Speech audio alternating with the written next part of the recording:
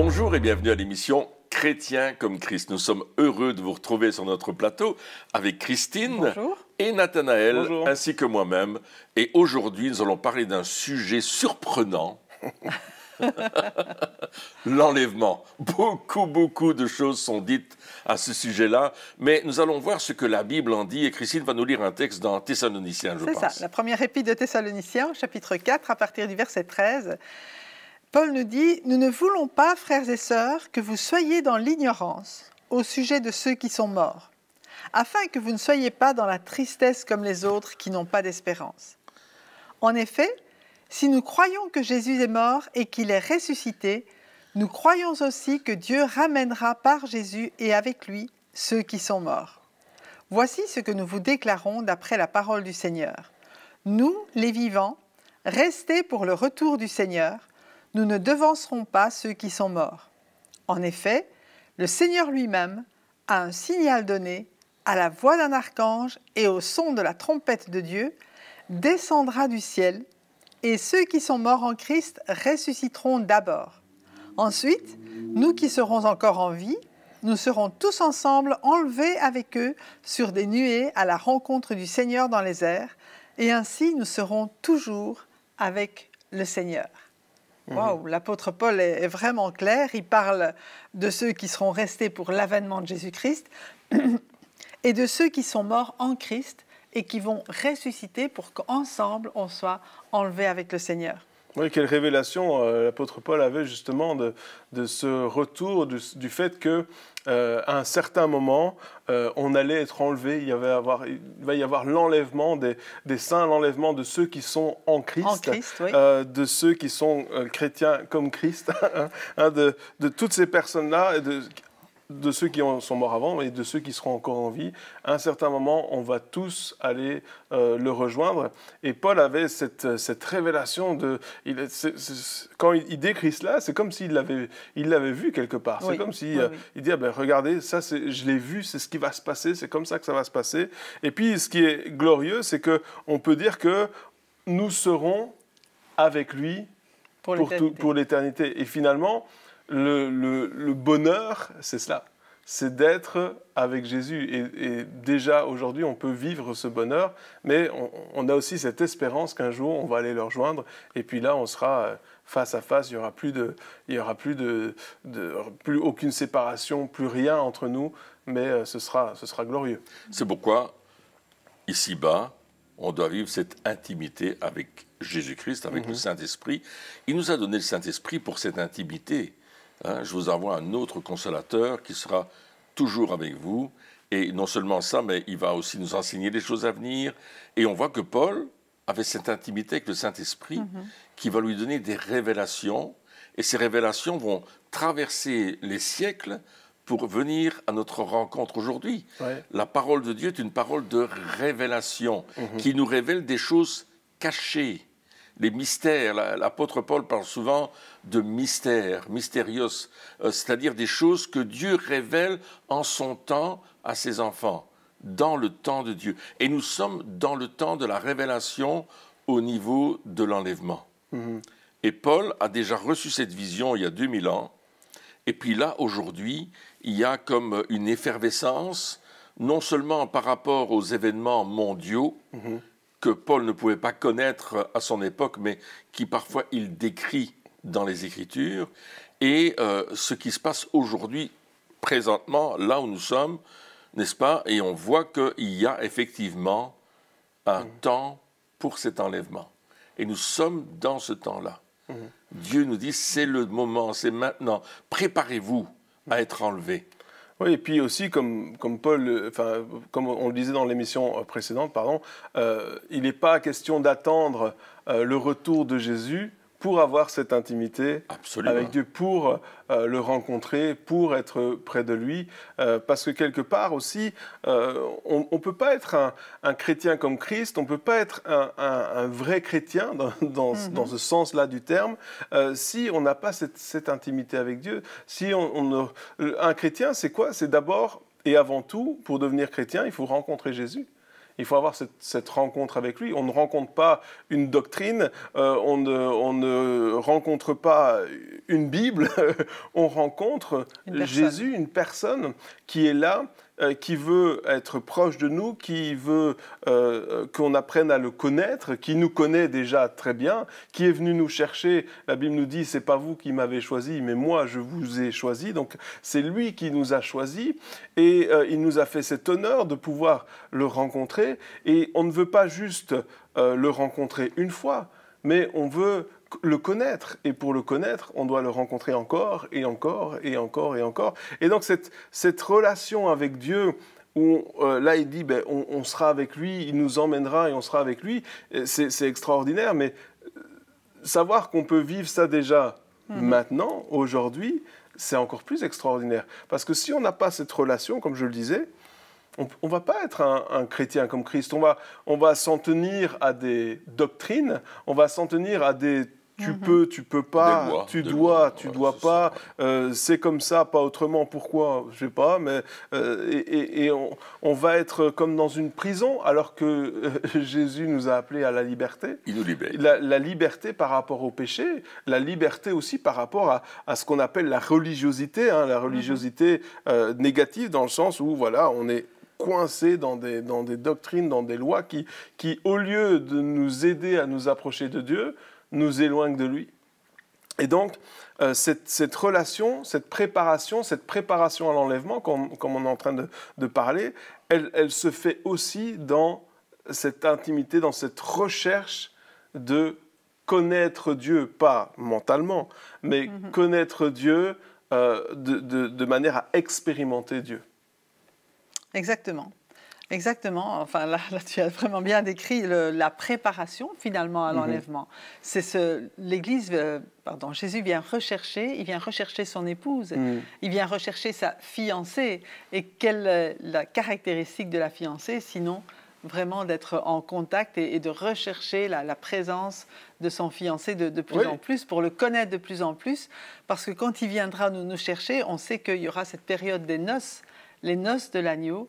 Et l'épouse de Christ, c'est vraiment ceux qui cherchent, qui attendent sa venue, mais qui l'attendent pas de façon passive, mais qui l'attendent ardemment et qui cherchent sa présence, et en même temps qui sont sur la terre pour représenter Jésus. Parce que l'Église, l'épouse de Christ, c'est son représentant sur la terre. Et bien sûr, on sait, quand Jésus s'adresse aux 7 églises dans l'Apocalypse, il dit chaque fois ce qui va, ce qui ne va pas, mais après, dans l'Église, il s'adresse à celui qui vaincra, à celui qui m'écoutera, à celui qui fera attention et qui viendra dans ma présence. À lui, je donnerai la couronne. Oui, c'est quelque part, c'est à celui qui a soif de plus, à celui qui ne va pas se contenter de se dire ok, c'est bon, Jésus reviendra un jour, on verra bien. Et puis, comme tu l'as très bien dit, les fiançailles, c'est ça, quelque part. Les fiançailles, elles servent à apprendre à se connaître, à voir ce qui va pas, à se dire les choses, à voir si ça va coller ou pas. Non, mais c'est vrai. C'est pas après qu'on est marié qu'on se dit finalement, ça va pas. Non, c'est pendant le temps de fiançailles qu'on apprend véritablement à connaître la personne. Et donc, voilà, c'est toutes ces choses-là qui sont tellement importantes de se dire je ne vais pas me contenter de ce que je lis ou de ce que j'entends ou de ce que les autres vivent, mais je veux l'expérimenter. Je ne vais pas juste lire dans la Bible, ah oui, mais l'apôtre Paul a vécu des choses extraordinaires, les apôtres ont vécu des choses extraordinaires, magnifiques, les prophètes, etc. Non, je veux dire, Seigneur, ils ont vécu des choses. Moi aussi, je veux vivre ces choses-là. Moi aussi, je veux avoir cette intimité avec toi. Moi aussi, comme Moïse, je veux te parler comme on parle à son ami. Moïse qui parlait à Dieu face à face comme on parle à un ami, alors qu'il était dit, nul ne peut le voir face à face et vivre. Et là, juste après, il parle face à face. C'est extraordinaire. Donc, il y a cette relation et de dire, je ne veux pas que ce soit pour les autres. Et c'est pour ça, dans l'Apocalypse, dans les 3 premiers chapitres, il dit, à celui qui écoute, à celui qui a des oreilles, à celui qui est attentif, à celui qui recherche plus, à celui qui n'est pas satisfait de ce qu'il a, mais qui veut plus de Dieu. Oui, parce qu'on appartient à Christ. Et il y a un texte dans Corinthiens qui dit que et comme tous meurent en Adam, de même aussi tous revivront en Christ, mais chacun à son propre rang. On parlait des rangs dans l'émission précédente, des couronnes et des récompenses. Christ en premier, puis ceux qui appartiennent à Christ lors de son retour. Et il y a cette appartenance à Christ. Et comme tu disais, ce n'est pas une question de religion, mais c'est une question de relation. Une relation d'intimité, une relation où on peut partager. Et on ne doit pas venir montrer à Christ, là je suis fort dans ces domaines-là, tu vois, moi je connais ça, etc. Non, on vient devant lui humblement, comme un enfant devant son papa, hein, et on dit, papa, ben là je ne peux pas le faire, mais toi tu peux le faire. Il y a des choses que je n'arriverai pas à faire si Christ ne m'aide pas à les faire. Et être chrétien comme Christ, c'est rentrer dans cette réalité que Christ va m'aider à faire des choses, il va m'aider à vivre des réalités que moi, je ne savais pas que j'étais capable de les vivre. Et c'est là la beauté d'appartenir à Christ, la beauté de rentrer dans cette dimension, aujourd'hui, ici-bas, dans ma vie de chrétien comme Christ, de savoir que Christ va me donner une maturité que seul lui peut me donner. Et ça va changer ma manière de vivre, de penser, d'agir, parce que plus je vois des réalisations à mes prières, plus je vois des réalisations au fait que je fais des choses que Christ me demande de faire et que ça a du succès, plus ma foi, elle commence à grandir et je peux dire, Seigneur, je vais aller plus loin. Et à ce moment-là, j'ose faire des choses pour aller dans le sens de Christ. Et évidemment, je me prépare en même temps pour ce fameux enlèvement auquel je veux participer. Et la question est, aux auditeurs et auditrices qui sont là, est-ce qu'ils veulent participer à cet enlèvement? Alors, on va tout faire pour être prêt pour cet enlèvement. Oui, et puis appartenir à Christ, ça veut dire aussi que, justement, comme c'est aussi, quand on se rapproche de Dieu, on comprend aussi ce qu'il veut et ce qu'il a pour nous. Des fois, certains chrétiens se disent « Ah ben oui, mais Dieu m'envoie la maladie, Dieu m'envoie les malédictions, Dieu m'envoie ce genre de choses. » Et je me dis, mais si on a... Imaginons qu'on a une voiture. C'est notre voiture. Est-ce qui irait prendre une masse et irait taper dessus sur sa voiture avec la masse pour la détruire? Qui irait jeter sa voiture dans le ravin? Qui irait faire ce genre de choses? Et alors, bien sûr, on n'est pas des voitures, mais on est plus précieux que on est bien plus précieux que ça. Mais nous appartenons à Christ. Et ce qu'il veut pour nous, c'est le meilleur. Ça, c'est vrai. Et donc, ça nous aide aussi à comprendre que Dieu, il ne va pas nous envoyer des malédictions, il ne va pas nous envoyer des choses comme ça. Et au contraire, si par exemple, on revient avec la voiture, si un jour, eh bien, ma voiture a un problème, mais je vais l'amener au garage pour la faire réparer.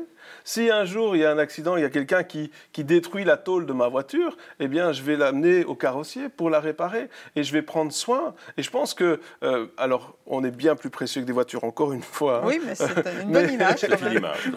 Mais Dieu va prendre soin de nous et le fait de savoir qu'on appartient à Dieu nous donne une meilleure révélation de comment Dieu nous considère. Il nous considère comme ses enfants, on est précieux à ses yeux, et en plus de ça, il va prendre soin de nous. Il n'y a personne qui va, on revient à la voiture, il n'y a personne qui va rouler sur l'autoroute, et puis la voiture dit, il y a besoin de faire le plein, et qui va dire, non, moi je continue, ça va s'arrêter. Non, si je vois que la voiture elle a un manque, je vais m'arrêter et je vais remplir le réservoir.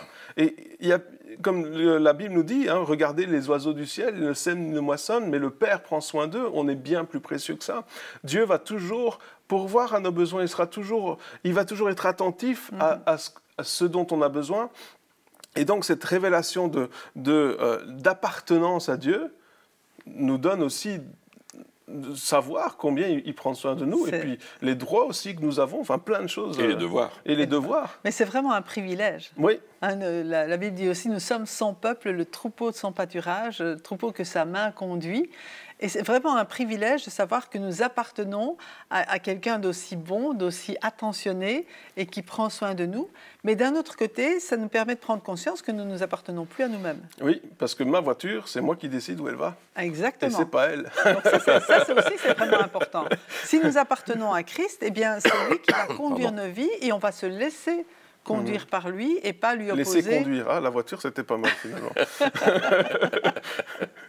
Pas lui opposer notre propre volonté. Laisser sa volonté venir être faite en nous et à travers nous. Et ça veut dire aussi lui laisser tous les domaines de notre vie. Réaliser, OK, c'est plus à moi, tu m'as racheté, je t'appartiens, mais puisque en plus tu as de tels projets de paix, de bonheur pour ma vie, mais quelle joie de te laisser me dire mais quelles sont tes dispositions, quel est le plan que tu as pour ma vie, et aide-moi à te suivre, viens le vivre en moi quand parfois ça paraît trop grand, trop fort, moi je ne suis pas capable, ok, mais c'est avec Dieu, nous ferons des exploits. Ensemble. Ensemble, c'est lui et nous, c'est lui qui conduit, de nouveau, hein, mais en même temps, nous, on participe avec tout ce qu'il nous a donné, avec les talents qu'il nous a donnés, avec les capacités qu'il nous a données, avec les moyens même matériels qu'il nous a donnés. On veut investir toute notre vie pour le suivre et rentrer dans ses voies. Oui, l'apôtre Paul dit dans la première épître aux Corinthiens que nous sommes le temple du Saint-Esprit et que nous ne nous appartenons plus à nous-mêmes, mais à Christ. Et c'est vraiment très, très, très spécial. Ouais, et puis il faut réfléchir à ça. C'est tout un processus aussi de préparation. Hein. On parlait de l'enlèvement, mais réaliser qu'on appartient à Jésus, c'est aussi dire, comme on vient de le dire, faire la place pour lui, faire le ménage chez nous, tout ce qui est de notre volonté, de notre propre volonté, des choses. Alors bien sûr, hein, on a toujours notre raisonnement. Dieu nous a donné notre raisonnement et notre intelligence pour qu'on l'utilise. Gardons cela. Mais on a ce choix de pouvoir lui soumettre aussi. On a ce choix de dire, Seigneur, ok, je t'appartiens. Si je veux être efficace, si je veux que ma vie ait un sens aussi, eh bien, je vais te laisser faire. Et la Bible nous demande de nous préparer. Et c'est notre vie, hein, on est d'accord, on ne se prépare pas en 5 minutes. Hein, c'est toute notre vie où on doit se dire, ok, si Jésus revient aujourd'hui, est-ce que je suis prêt ? Est-ce que ma vie est en ordre ? La question que j'aime me poser souvent, c'est si demain n'existait pas, qu'est-ce que je ferais aujourd'hui ? C'est une bonne question. Si demain n'existait pas... Faire comme si c'était notre dernier jour. Qu'est-ce que je ferais aujourd'hui ? Alors, au-delà de dire, oui, je vais aller faire un emprunt à la banque et aller faire un voyage en yacht, non, mais les choses vraiment importantes. C'est quoi les choses vraiment importantes Parce que souvent, c'est un petit peu le malheur aujourd'hui, c'est qu'on a tendance à tout remettre à demain. On a tendance à dire, oui, je sais que je dois me préparer, je sais qu'il y a des choses à mettre en ordre dans ma vie, mais... je vais attendre demain. Ouais. Je le ferai demain. Je sais que je devrais prier pour cette personne-là, mais je vais attendre demain. Je sais que je devrais lui parler à cette personne parce que vraiment elle va mal et elle a vraiment besoin que quelqu'un lui parle et lui dise les choses vraies, mais je le ferai demain. Mais la vérité, c'est que demain n'existe pas. C'est vrai. Demain n'a jamais existé et n'existera jamais. Aujourd'hui existe, mais pas demain. Parce que quand on arrive à demain, on est aujourd'hui. Enfin, donc voilà. Donc demain n'existe pas. Demain en coiffe gratis. Demain en coiffe gratis. Non mais c'est exactement ça. C'est vrai. On a toujours cette tendance, et c'est pour ça que quand on parle de se préparer, c'est pas demain qu'on doit se préparer. C'est aujourd'hui. Quand on parle de prendre des décisions dans notre vie, c'est pas demain. Quand on parle d'avoir cette intimité plus grande avec Dieu, c'est pas demain. C'est aujourd'hui. D'ailleurs, la Bible dit. Aujourd'hui, si vous entendez sa voix, n'endurcissez pas votre cœur. Il ne dit pas demain, si vous entendez, il dit aujourd'hui, maintenant. Plus tard, un jour, éventuellement. C'est le jour, tant qu'on peut dire aujourd'hui, il y a de l'espoir. Mais un jour, on ne le dira plus. C'est vrai. Absolument. Un jour, ce sera trop tard. Et cette réalité de l'enlèvement aussi doit nous faire prendre conscience, et on le lit dans la parole de Dieu, nul ne connaît le jour ni l'heure. Nul ne sait quand Jésus reviendra, parce que bien Jésus n'est pas encore revenu, Jésus va revenir et nul ne sait quand. Alors il y en a qui disent oui, c'est bientôt, oui, mais bientôt, ça fait 2000 ans, très large quand même comme mot. Il y en a qui disent oh, c'est dans plusieurs années, etc. Oui, non, personne ne connaît ni le jour ni l'heure. Ce sera soudain.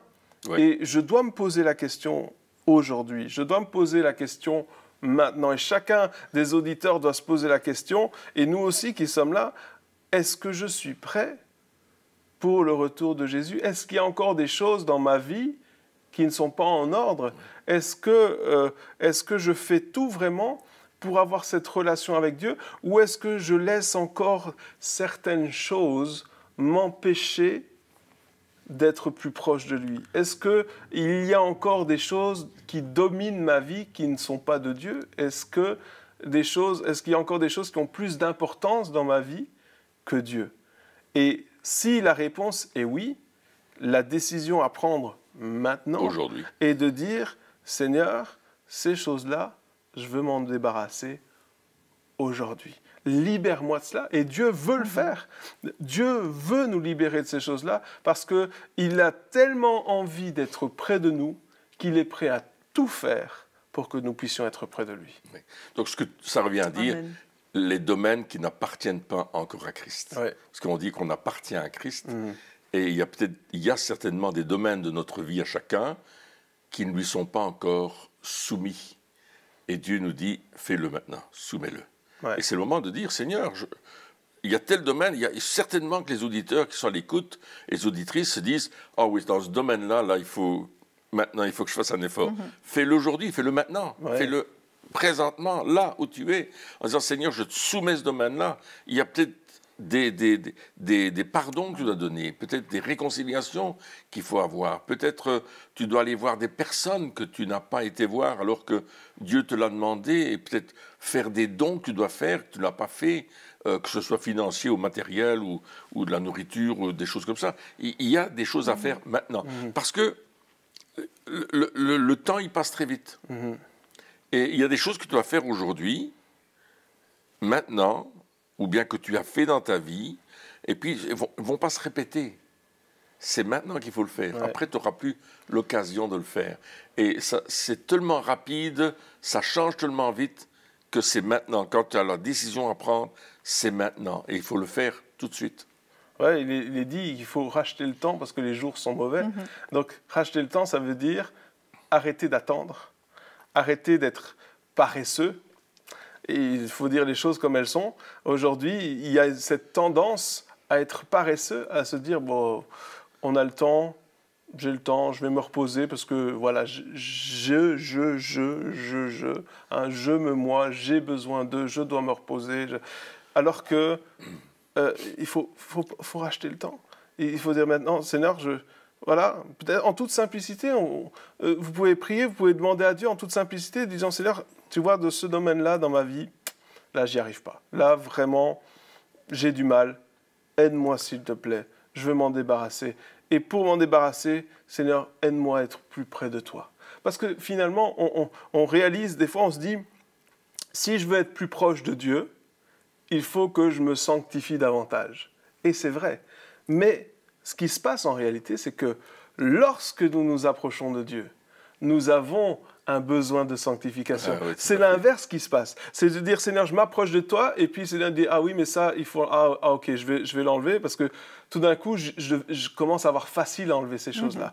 Et hop, j'enlève. Et puis, je me rapproche un peu plus près, et puis je vois, ah oui, il y a encore ça, et je l'enlève. Et c'est cette proximité avec Dieu qui va faire qu'on va avoir ce désir de sanctification. Et pas l'inverse, parce que lorsqu'on essaie d'abord d'enlever les choses avant de s'approcher, eh bien, c'est par nos propres forces. C'est vrai.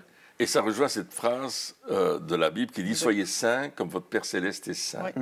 Ça veut dire que c'est mon papa. Ouais. Hein, c'est pas un Dieu lointain qui me regarde de loin, du haut du ciel, et puis qui me regarde avec une grosse voix et qui me parle comme ça. Non, c'est mon papa. T'as oublié les effets spéciaux Oui. et les tonnerres. C'est mon papa. Donc, plus je vais être près de lui, plus je vais le regarder. Papa, c'est le modèle. Ouais. Le papa, en général, c'est le modèle. On regarde, mon papa, il est grand, mon papa, il est fort. Oui, et puis tu dis, soyez saints comme il est saint. Et comment je peux savoir comment il est saint? Si je vais près de lui. Si je vais pas près de lui. Il est mon modèle. Je dois 2 aller près de lui. Corinthiens 3,18, nous tous qui le visage découvert, contemplons comme dans un miroir le visage du Seigneur, nous sommes transfigurés, de gloire en gloire. Transfigurés de gloire en gloire à son image, comme par le Seigneur qui est l'Esprit. Donc c'est lui aussi qui vient faire cette transformation dans nos cœurs, qui vient rendre nos cœurs de plus en plus semblables aux siens, pour qu'on puisse effectivement lui ressembler et refléter sa gloire. Mais la sainteté, tu viens d'expliquer, c'est d'aller dans cette gloire, la recherche de la gloire que Dieu a sur lui. La présence glorieuse de Dieu. Exactement. C'est ça. Et plus on va être dans cette gloire, plus on va lui ressembler, on va devenir comme Christ. Finalement, la sainteté, c'est la conséquence du fait qu'on s'approche de Dieu. Exactement. C'est pas l'inverse. C'est pas l'inverse. Ça commence bien sûr à demander pardon, etc. Mais cette sanctification, elle est une conséquence directe d'un homme, d'une femme qui s'approche de Dieu. Et là, waouh, ça change nos vies et ça remet les choses en place dans notre cœur. Et la repentance suit l'approche de Dieu. Même dans l'Ancien Testament, Dieu demandait à son peuple de venir dans sa présence dans la joie. Et après cette joie-là, il y avait un temps où Dieu disait, OK, il y a ça qu'il faut mettre en ordre, il y a ça qu'il faut mettre en ordre. Comme Job, lorsqu'il a, dans Job chapitre 42, à un certain moment, il disait, mon oreille avait entendu parler de toi. Donc, il ne connaissait pas Dieu. Et puis, il dit, mais maintenant, mon œil te voit. Et la phrase d'après, c'est pourquoi je me repens dans la cendre, etc. Donc, il dit, lorsqu'il s'approche de Dieu, lorsque finalement, au lieu d'entendre parler de Dieu, il le rencontre, alors il peut le rencontrer, et juste après, il dit, je prends la décision de me repentir. Alors que pendant tout le livre de Job, c'est 40 chapitres, c'est beaucoup, tout le livre de Job, selon Job, il n'avait rien à se reprocher. Mais au moment où il rencontre Dieu, là, il se dit, ah, OK. Là, le standard. Et des fois, c'est vraiment ça, c'est de dire, OK, on va aller à la rencontre de Dieu, ça va être extraordinaire. Et ce qui va suivre le sera également, parce que la repentance est extraordinaire. C'est pas négatif, la repentance. La repentance, elle amène au salut. La repentance, elle amène à aller encore plus près de lui. Donc, quelque part, le fruit de la repentance, c'est encore plus d'intimité avec Dieu. Et, et on est de plus en plus prêt pour l'enlèvement. On est de plus en plus... On se dit, nos buts dans la vie changent, nos intentions changent, notre attitude aussi, etc. Donc, toutes ces choses-là changent. Et...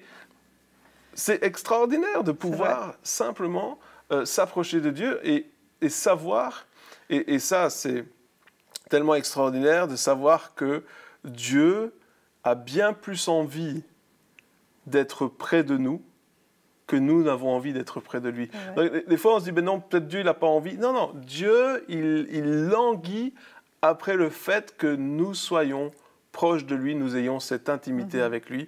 Et je vous encourage vraiment à rechercher cette intimité avec Dieu, à se dire, Seigneur, je m'approche de toi tel que je suis, et laissez-le parler à votre cœur, laissez-le toucher votre vie, et vous verrez, ça va être extraordinaire. Eh bien, chers amis, merci de nous avoir suivis encore durant cette émission, et on se revoit très bientôt pour la suite. Au revoir.